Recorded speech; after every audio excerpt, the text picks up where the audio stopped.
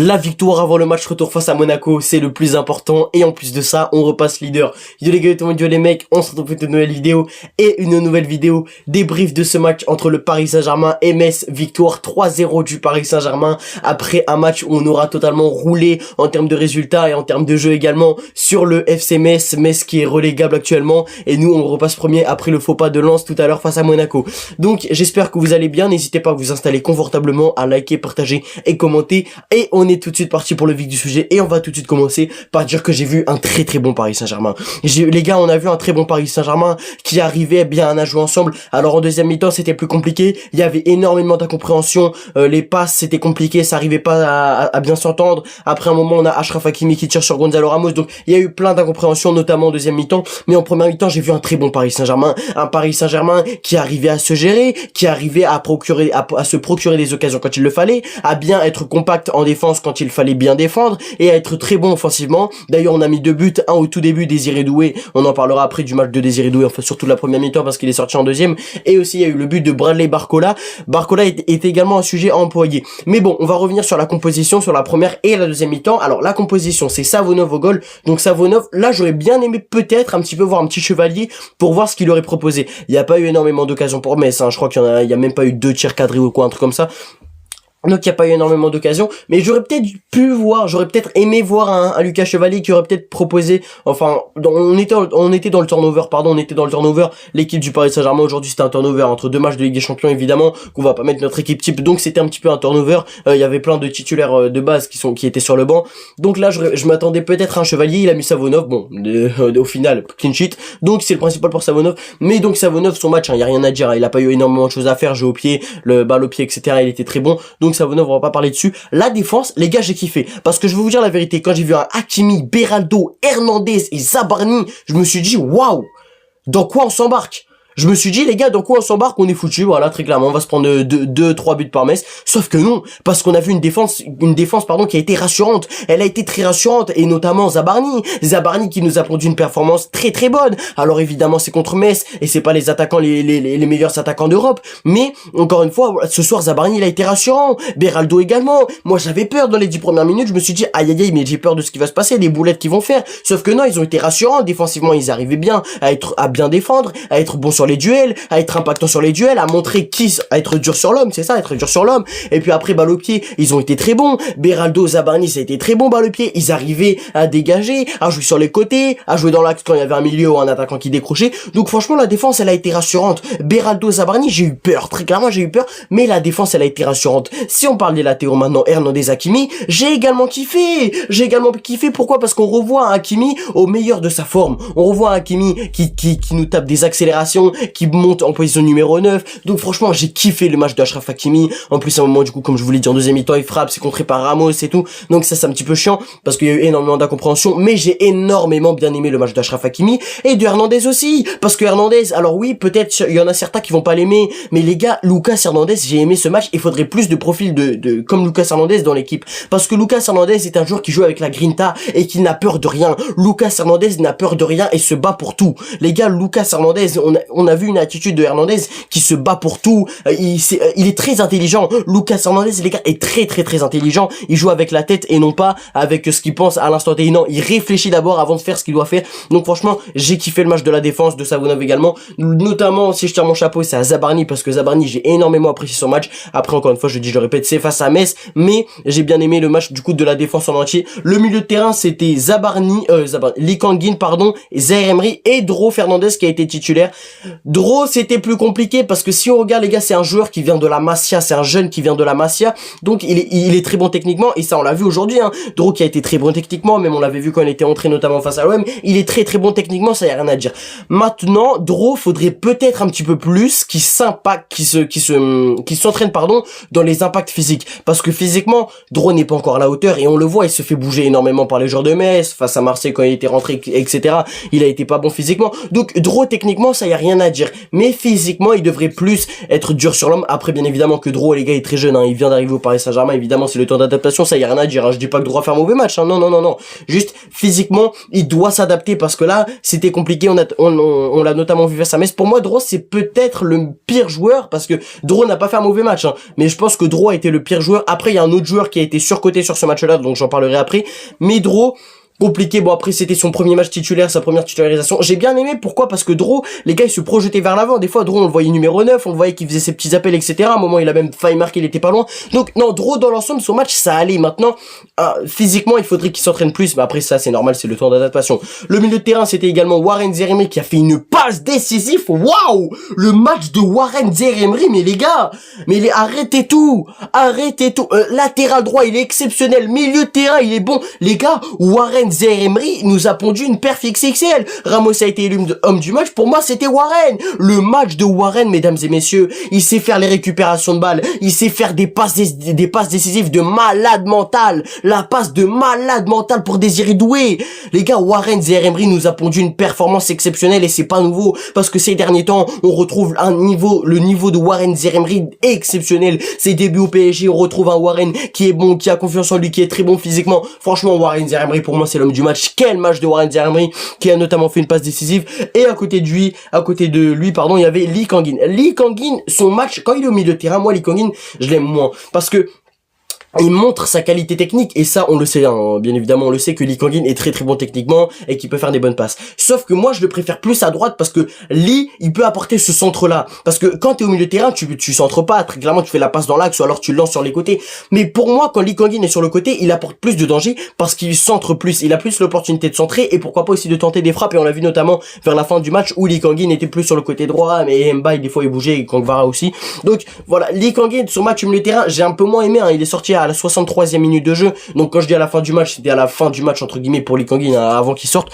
Donc Lee Kangin, son match au milieu de terrain, j'ai été un petit peu mitigé. Après quand il allait sur le côté droit etc, j'ai mis un petit peu plus, mais au milieu de terrain c'était mitigé. Ensuite l'attaque c'était Doué, Ramos, Barcola. Quand j'ai vu cette attaque je me suis dit ça va aller très très vite sur les côtés, centré, et Ramos va être incroyable et va mettre plein de buts. Alors Ramos met un but, mais pour moi j'ai pas du tout aimé le match de Ramos.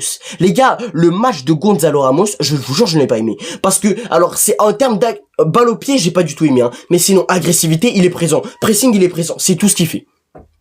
C'est tout ce qu'il fait. Les gars, je n'ai pas aimé le match de Gonzalo Ramos, balle au pied, parce qu'il n'y arrive pas. Les gars, Gonzalo Ramos, j'ai l'impression, très clairement, hein, qu'il joue à l'aide de ses connaissances. Les gars, je n'ai pas aimé le match de Gonzalo Ramos, balle au pied. Il met un but exceptionnel, mais parce qu'il fait un crochet, les crochets, faut qu'il arrête. Ce n'est pas Ousmane Dembélé. Gonzalo Ramos n'est pas Ousmane Dembélé. Il vient décrocher à la limite, ça c'est bien, il a très bien fait, hein. Il vient décrocher, etc., lancer en profondeur, il sert de pivot. Ça, y a rien à dire. Mais balle au pied, Gonzalo Ramos, je te jure, les gars, c'est chiant. Gonzalo Ramos, balle au pied, il marque un but, hein, c'est ça qui le sauve, hein, j'ai envie de dire. Mais Gonzalo Ramos, balle au pied, c'est compliqué. Il fait une passe décisive, mais une passe décisive encore, voilà, faut voir la tête de la passe décisive. Mais balle au pied, Gonzalo Ramos, pour moi, j'aime pas trop ce joueur, donc pour moi, c'est lui l'homme du match, hein. Pour moi, c'était lui le joueur un petit peu surcoté de ce match-là, qu'on peut dire, et pour moi, ouais, j'aurais donné le trophée d'homme du match à Warren. Mais donc voilà, Gonzalo Ramos, c'est un petit peu plus compliqué, balle au pied, même s'il a mis un but, il a fait une passe D, mais balle au pied, c'est plus compliqué. Désiré Doué, qui est sorti à la mi-temps et qui a mis un but dès la 3e minute de jeu. Les gars, son but, je vous jure, j'ai eu peur qu'il la loupe, parce qu'il a refait sa louche. Je sais pas ce qu'il a avec les petits ballons piqués, mais il y arrive pas. Doué, il y arrive pas. Là, il a de la chance parce que le gardien l'a dévié, et du coup, après, ça part dans les buts. Mais Désiré Doué, arrête avec ton petit ballon piqué. Arrête avec ton petit ballon piqué. Tu fais un petit crochet extérieur et t'enchaînes après. Parce que les petits ballons piqués, les gars, Désiré Doué, je suis pas rassuré. Très clairement, quand je l'ai vu partir, il y avait Hakimi et Doué qui se collaient, je savais pas ce qu'ils voulaient faire. Et bah, après, c'était Doué, je l'ai vu mettre le piqué. Les gars, je savais pas si la balle rentrait parce que Doué, j'étais pas confiant avec son piqué. Les gars, j'étais pas du tout confiant avec le piqué Doué, donc heureusement qu'il fait un piqué et qu'il marque, mais sinon j'étais pas trop confiant. Mais sinon la première mi-temps de Doué, du coup c'est le seul moment du match où il a joué, j'ai aimé excusez-moi, j'ai aimé son match. Il a été bon, techniquement il a été bon, il faisait des bonnes passes, des bonnes frappes, etc. Il a beaucoup tenté. Donc j'ai aimé le match de Désiré Doué qui a été très percutant aussi également. Donc j'ai aimé le match de Désiré Doué dans l'ensemble, pardon, mais il faut qu'il arrête avec son petit ballon piqué parce que je vous jure j'ai eu peur. Mais bon, c'est bon, il a marqué, donc ça c'est le principal. Et le match de Bradley Barcola qui est enfin buteur, les gars. Alors pour l'exception, il sera sur la miniature parce que Barcola qui marque, les gars, c'est inédit. Les gars, je suis super content pour mon gars Bradley qui marque un but de la tête. Franchement, il a été très bon de la tête, les gars. Bradley Barcola, en fait, son problème, j'ai dit que c'était ses choix. Les gars, les choix de Barcola, je vous jure, des fois, il y arrive pas. Dans le dernier geste, Barcola, c'est soit soit la finition qui va pas, c'est soit le choix, parce que des fois il galère avec Ramos, il arrivait pas à se comprendre, des fois on savait pas s'il voulait tirer, Barcola à un moment il doit tirer alors qu'il fait un crochet. Non, Barcola dans sa prise de décision c'est compliqué. Après il marque un but de la tête, bon heureusement qu'il a pas fait un crochet de la tête puis après une frappe de la tête, parce que là j'aurais rien compris, mais heureusement que Bradley Barcola marque de la tête, ça fait plaisir. Barcola qui était très content, on l'a vu sur son visage quand il a marqué. Donc Barcola quand il marque de la tête, ou alors tout simplement quand il marque, ça fait extrêmement plaisir, et on l'a notamment vu sur son visage sourire, désiré doué, etc. Ils étaient très contents. Donc voilà, Bradley Barcola, je suis content pour lui parce que dans l'ensemble il a fait un bon match, hein, on va pas se mentir. Bradley Barcola il a fait un bon match, il percutait, des fois quand il fallait revenir en retrait, il revenait en retrait. Donc le match de Bradley Barcola, assez bon. Ibrahim Baye est rentré à la place de Désiré Doué à la mi-temps, et les gars, Ibrahim Baye, je vous jure, je ne comprends pas pourquoi le mec change de niveau entre la sélection sénégalaise et le Paris Saint-Germain. Les gars, le match de Mbaye, j'ai pas aimé. Les gars, Mbaye n'arrive pas avec le Paris Saint-Germain. Les gars, parce que Mbaye devait y commencer titulaire normalement, je crois que Luis Enrique l'avait annoncé un truc comme ça, du coup il est rentré à la mi-temps finalement parce que Doué est sorti sur blessure, mais on a appris que finalement tout allait bien. Mais les gars, j'ai pas du tout aimé l'entrée de Mbaye, il arrivait pas, il percutait pas assez. J'ai l'impression qu'il a peur, qu'il se retient, alors qu'il faut qu'il se relâche, pardon. À la fin, tu mènes 3-0, tu peux te relâcher, tu peux y aller. Il restait 15 minutes, t'aurais pu y aller, t'aurais pu tenter plus de choses. Franchement, Mbaye, je suis mitigé parce que, il tente pas assez, j'ai l'impression qu'il reste sur sa garde et qu'il a un petit peu peur de s'exprimer et de montrer toutes ses qualités offensives. Donc, Mbaye, je suis un petit peu mitigé. Après, on a eu l'entrée de Neves, Vitinha et Kvara, les trois sont rentrés en même temps. Quand j'ai vu le trio rentrer, je me suis dit, c'est bon, on va leur rouler dessus, etc.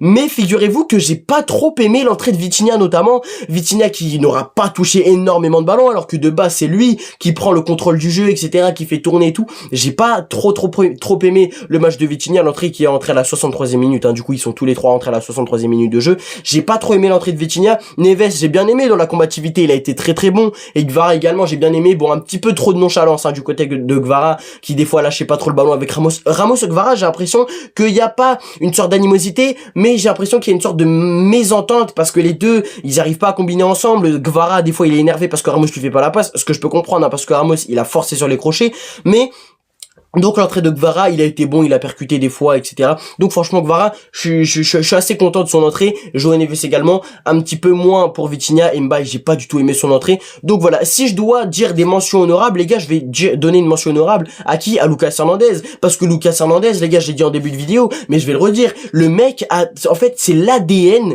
de l'Olympique de Marseille. Alors c'est bizarre, hein, c'est totalement bizarre ce que je vais dire, mais c'est l'ADN de l'Olympique de Marseille. Quand il y avait De Zerbi, parce que là maintenant c'est Habib Beye, mais quand il y avait De Zerbi, parce que c'est De Zerbi, pardon, c'est un entraîneur de Grinta, et Marseille est une équipe de Grinta. C'est comme le Barça, si vous voulez, on prend l'exemple du Barça. L'équipe du Barça est une équipe de Grinta et qui se bat, sauf que nous, le Paris Saint-Germain, bon, on n'est pas une équipe de Grinta forcément, notamment, pas forcément, mais on est plus une équipe qui joue collectif, qui joue de la possession, etc. Sauf que Lucas Hernandez a montré de la Grinta et j'ai énormément aimé. J'ai trop aimé, les gars, Hernandez. On a vu notamment sur le but de Gonzalo Ramos, la récupération d'Hernandez, elle est exceptionnelle. Il vient tacler très haut, et heureusement qu'il se trompe pas, parce que s'il se trompe après, ça peut partir en contre-attaque avec Bounassar qui a fait une très bonne entrée d'ailleurs. Moi, je suis honorable pour lui aussi. Mais les gars, franchement, Hernandez, j'ai énormément aimé son match. Il a été très bon. Défensivement, il a été bon. Avec la Grinta, il a été bon. Il s'est sacrifié un moment, il est venu mettre la tête en début de match. J'ai énormément aimé le match de Lucas Hernandez. Donc pour moi, c'est le 2 voire 3e homme du match après Warren Zaïre-Emery et peut-être du coup Gonzalo Ramos ou Bradley Barcola. Donc franchement, très bon match, hein, de Lucas Hernandez. J'ai énormément aimé. Maintenant, ce n'est pas un titulaire indiscutable, hein, parce que t'as Nuno Mendes sur le côté gauche, etc. Mais franchement, mention honorable pour Lucas Hernandez qui aura porté ses balls et qui aura fait un très bon match. C'est la fin de cette vidéo. On repasse leader de Ligue 1, c'est le plus important. Lens qui a fait un faux pas face à Monaco. Les gars, c'était un match exceptionnel. Remontada de Monaco. J'étais en pétard, les gars. Franchement, magnifique. Merci à Monaco. Après, faut qu'on arrête de compter sur les autres équipes, hein, pour qu'on soit leader.